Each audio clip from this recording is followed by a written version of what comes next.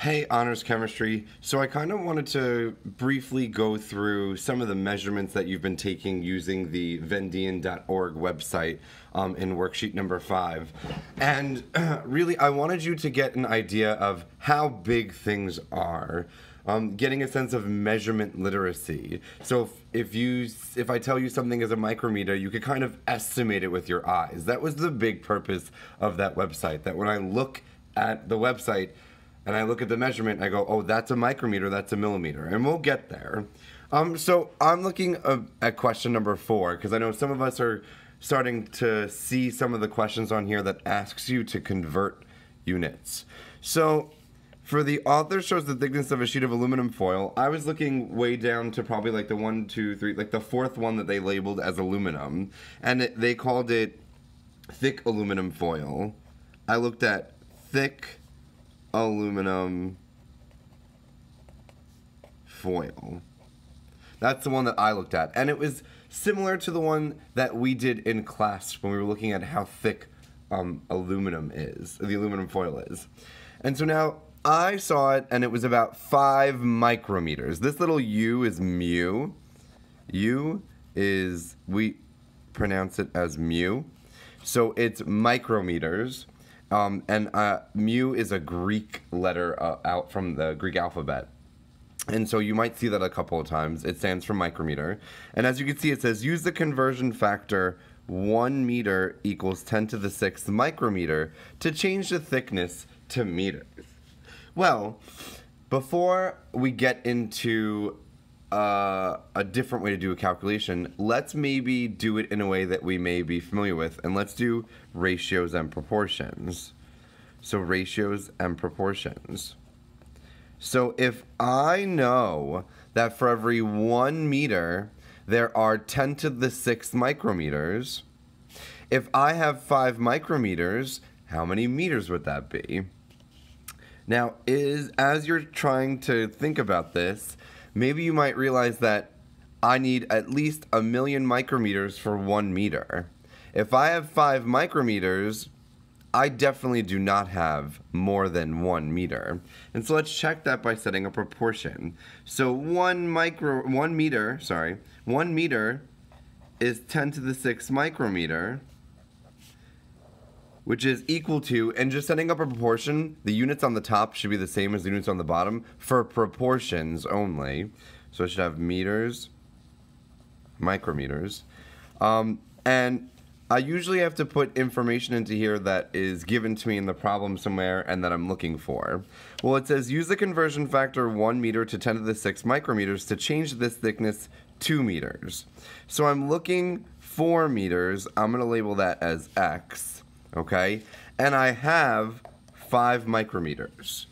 Now I set up a proportion, and you may be familiar with proportions when you did percentages, and just like an aside, if to kind of refresh some of your memory for proportions, let's say I wanted like the percentage of green marbles, right? I'm making this up.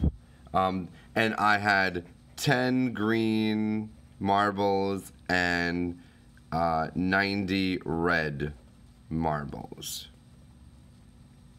right? The way that you might have set something up like this in maybe middle school or in high school is by setting up a proportion. I want the percentage of green marbles, so it'd be like 10 green over 100 total marbles, because 10 and 90 is 100. Equals X over 100. And I did this math on purpose so quickly. And what you usually do is if I want to solve for X, which is my percentage, or trying to figure out like my part over whole, you would cross multiply and divide. And you would get X is equal to 10, of course. Well, I want you to think about that mindset of setting up proportions like if we did percentages over here. 1 over 10 to the 6 is equal to X over 5. So I'm going to cross multiply and divide. So 5 is equal to 10 to the 6 times X. Right? And you may have seen things like this before in algebra, or in math class. If I want to solve for x, I have 10 to the 6 multiplied by x. I want to solve for x, so I got to divide both sides by 10 to the 6.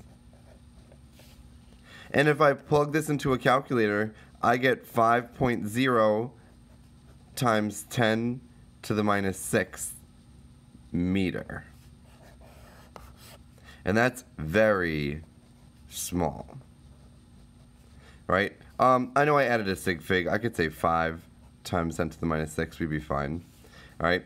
Now it says, now convert this thickness to centimeters. We could do that again, too. I have meters now. Now convert this thickness to centimeters. 1 meter is equal 100 centimeters. So how does this compare to the value you obtain? So I'm going to do that proportion again.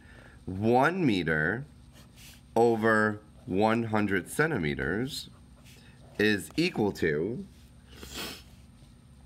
let's see, I have meters, 5 times 10 to the minus 6 meter, over, I'm looking for centimeters, so x centimeters.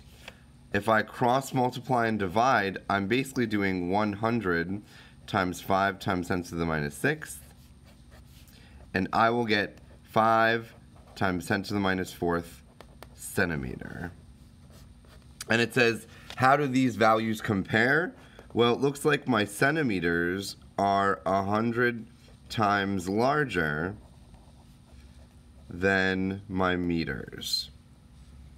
Okay? And then it says, how does this compare maybe even to your micrometers? Well, these numbers look like 10 to the minus 6 or 10 to the minus 4th smaller than my micrometers.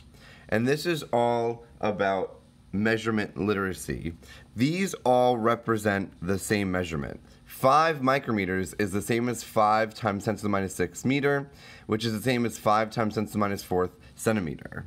And why do we think it could be useful to use this whole micrometer business versus centimeters and meters? Well, just simply put it, I have a lot less to write for this.